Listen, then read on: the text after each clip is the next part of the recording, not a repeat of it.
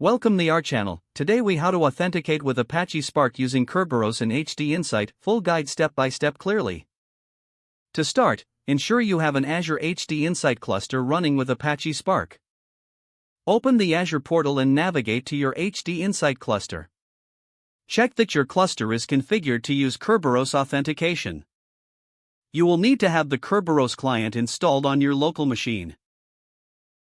To install the Kerberos client, you can use your operating system's package manager.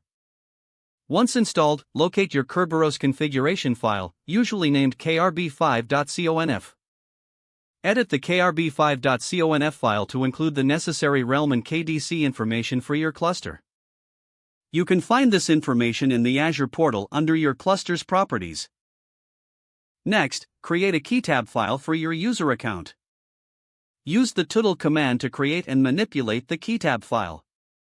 Add your principal name to the keytab using the add_ent command. Once added, save the keytab file for future use. Now, set the environment variable krb5_config to point to your krb5.conf file. Next, use the init command to authenticate with your Kerberos credentials. This will prompt you for your password, which you need to enter. Once authenticated, use the Spark submit command to submit your Spark jobs. Make sure to specify the principal and keytab file in the Spark submit command.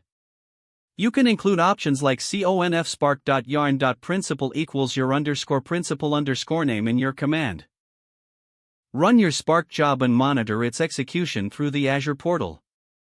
After running your job, validate that Kerberos authentication was successful by checking the job logs. You should see no authentication errors if everything was configured correctly. If you encounter issues, review the Kerberos configuration and the principal details. Consider enabling verbose logging for more detailed error messages if needed. With these steps completed, you should be able to authenticate with Apache Spark using Kerberos and HDInsight. If the page does not load, refresh the browser or try again in a private or incognito window. Make sure you are using the correct email address, then retype it carefully to avoid small typos. If your password is not accepted, use the reset option and create a new strong password you can remember. Check your spam folder for verification or security emails, then complete any requested confirmation steps. Don't forget to like this video and subscribe to our channel for more step-by-step tech guides.